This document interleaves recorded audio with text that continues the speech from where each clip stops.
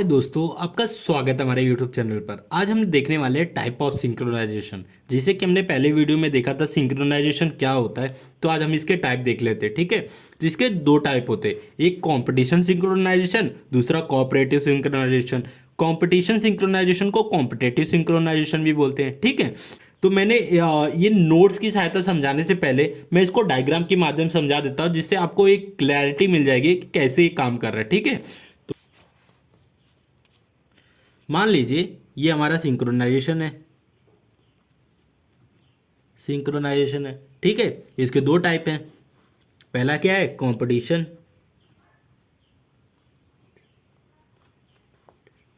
Synchronisation, ठीक है। और दूसरा क्या है? Cooperative synchronisation.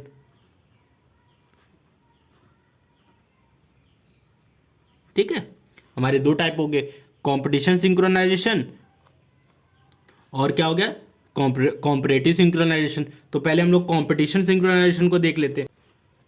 मान लीजिए दो प्रोसेस है P1 और P2, इन दोनों प्रोसेस को सेम रिसोर्स चाहिए। मतलब P1 को भी ये रिसोर्स चाहिए और P2 को भी सेम रिसोर्स चाहिए।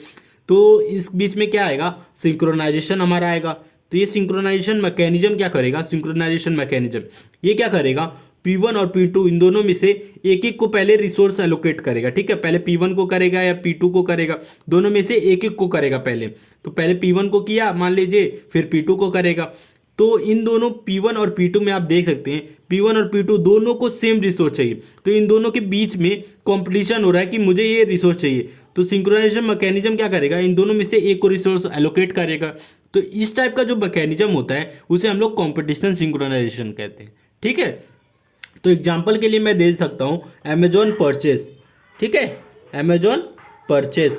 मान लीजिए कि आपके पास, मान लीजिए अमेजोन पे दो क्लाइंट आए। ठीक है, दोनों क्लाइंट को सेम प्रोडक्ट चाहिए।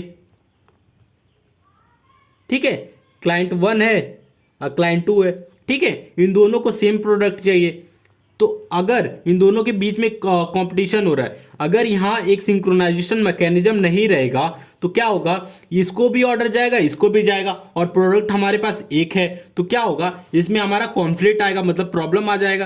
तो इस प्रॉब्लम को दूर करने के लिए ये सिंक्रोनाइजेशन मैकेनिज्म होता है। तो ये मैकेनिज्म क्या करेगा? दोनों में से एक को ये प्रोडक्ट एलोकेट कर देगा। अगर एक को एलोकेट कर दिया तो जाहिर सी बात है दूसरे को मिलेगा नहीं, क्योंकि एक ही प्रोडक्ट है। ठीक है, तो आप समझ सकते हैं, ये इस टाइप का एग्जांपल को हम लोग बोलते हैं कंपटीशन सिंक्रोनाइजेशन। ठीक है, दूसरा है हमारा कोऑपरेटिव सिंक्रोनाइजेशन। तो कोऑपरेटिव सिंक्रोनाइजेशन क्या होता है कि मतलब जहां एक प्रोसेस दूसरे पर निर्भर होता है। तो चलिए पहले इसको देख लेते हैं। मान लीजिए ये हमारा P1 प्रोसेस है, इसके पास एक रिसोर्स है। ठीक है, R1 रिसोर्स है। ठीक है, और ये हमारा P2 है और इसके पास दूसरा रिसोर्स है R2। तो मान लीजिए P1 रिसोर्स इस पे ये प्रोसेस ये रिसोर्स को लेके बैठा है। ठीक है, और P2 इसको लेके बैठा है, और P1 को ये रिसोर्स चाहिए और P2 को ये रिसोर्स चाहिए। जब तक ये दोनों एक दूसरे के रिसोर्स को मतलब छोड़ेंगे नहीं, तब तक प्रोसेस आगे बढ़ेगा नहीं। तो यहाँ क्या आ जाता है? डेडलॉक आ जाता है। ठीक है, यहाँ डेडलॉक आ जाता है। तो इस प्रॉब्लम को दूर करने के लिए हमारा जो सिंक्रोनाइजेशन मैकेनिज्म होता है उसे हम लोग कोऑपरेटिव सिंक्रोनाइजेशन कहते हैं। ठीक है, तो एग्जांपल के लिए प्रोड्यूसर कंज्यूमर प्रॉब्लम। ठीक है, प्रोड्यूसर कंज्यूमर प्रॉब्लम। ये प्रोड्यूसर कंज्यूमर प्रॉब्लम क्या है? तो पहले इसको भी देख लेते हैं।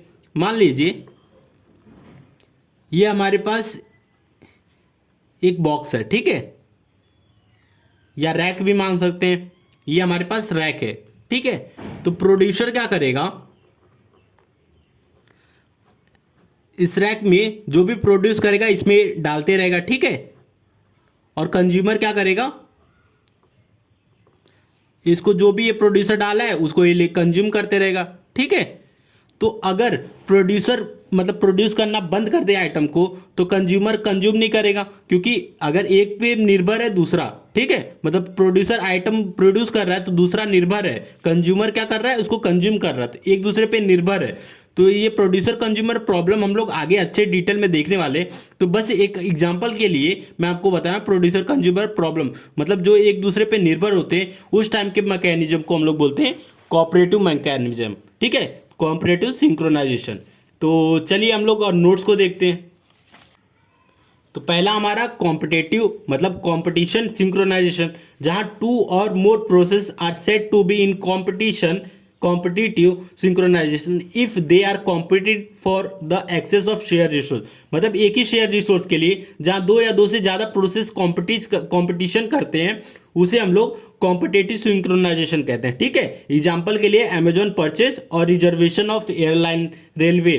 ठीक है, तो आप सेम एग्जांपल है जहां मल्टीपल क्लाइंट सेम रिसोर्स के लिए मतलब फाइट करते हैं और उनके बीच में जो सिंक्रोनाइजेशन मैकेनिज्म आता है वो हैंडल करता है कि ऐसा कुछ ना हो, तो उस टाइप के मैकेनिज्म को हम लोग कॉम्पिटिटिव सिंक्रोनाइजेशन कहते हैं। ठीक है, दूसरा हमारा cooperative synchronization, two or more process are said to be in cooperative synchronization if they get affected by each other, that is execution of one process affected the another process.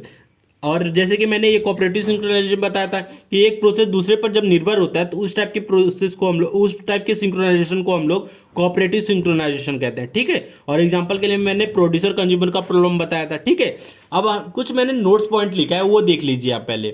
Notes point में मैंने क्या लिखा है, lack of synchronization among competitive process में leads to either inconsistency or data loss.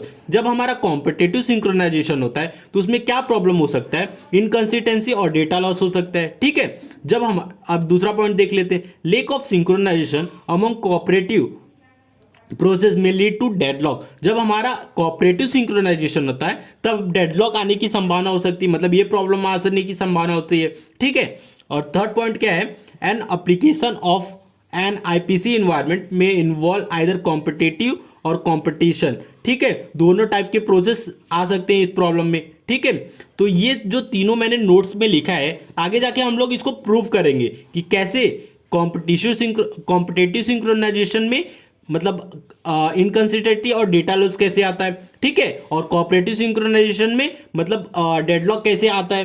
ठीक है, ये आगे हम लोग इसको प्रूव करने वाले हैं। तो वीडियो अच्छा लगा तो प्लीज़ वीडियो को लाइक और हमारे चैनल को सब्सक्राइब करें।